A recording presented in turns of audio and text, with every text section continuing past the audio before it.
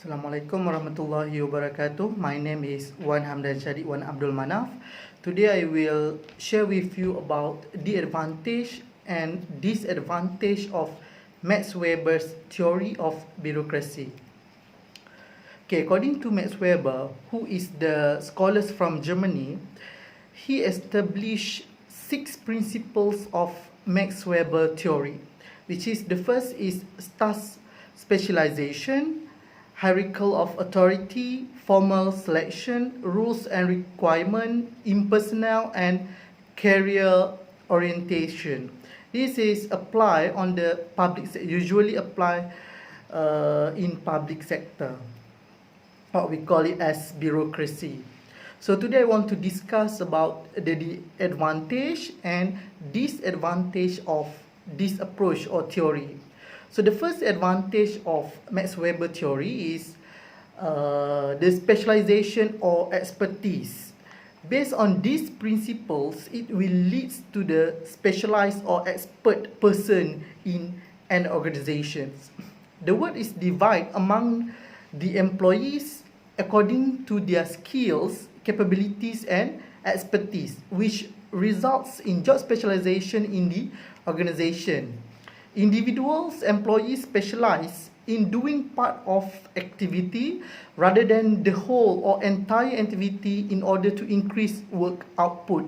For example, in an organization, for example, UiTM. So in UiTM, they are divided by the department. For example, in treasury, so the person who works in treasury is specialized in finance, for example. The person or employee work department of academic, for example, lecturer, they are expert on certain area.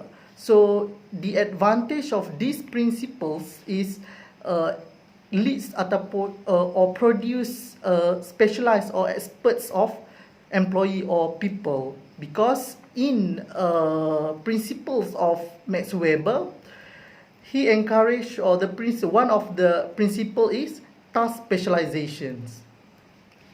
Second advantage of Max Weber theory is skill-based recruitment.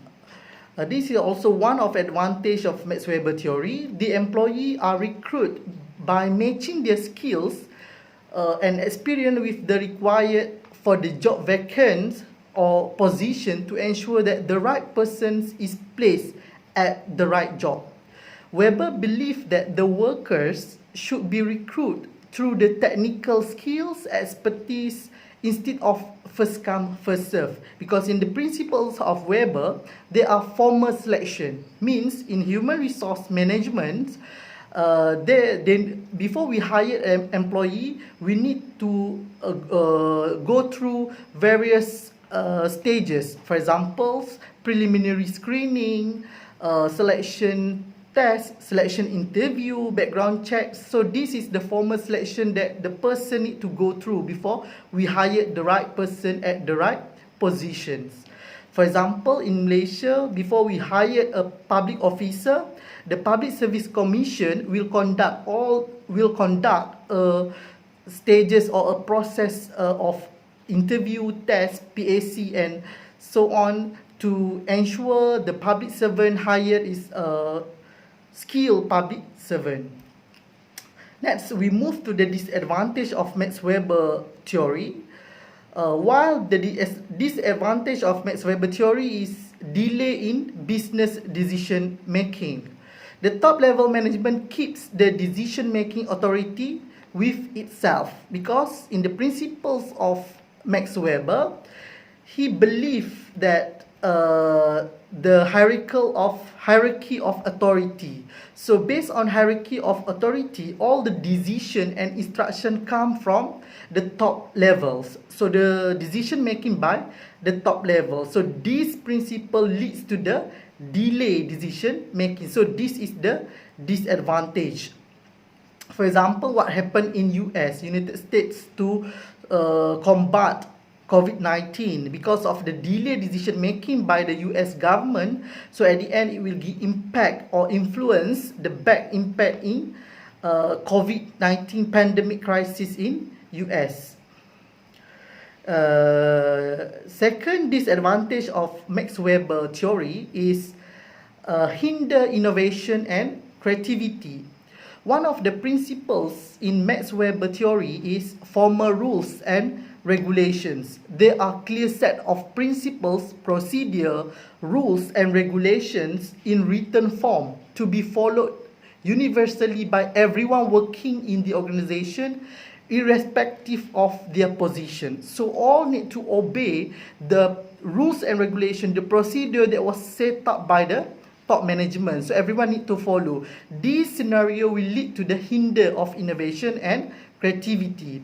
The supervisor controls every activity of the employees, which ultimately restrict the subordinate to apply creativity and innovation to their work. So this scenario, this process of or the principles, this principle that established, these two principles established by Weber leads to hinder innovation and creativity, because the employee just follow and obey all the instruction, all the procedure, or the SOP that already stated by the top management. So I think that is the discussion a little bit about the advantage and disadvantage of Max Weber theory. So based on these principles of Max Weber theory, it has pros and cons. It has benefits and weaknesses, because to apply in the current situations, maybe we can maybe it's relevant, and some principle may be irrelevant. So I think that's all for me. Thank you.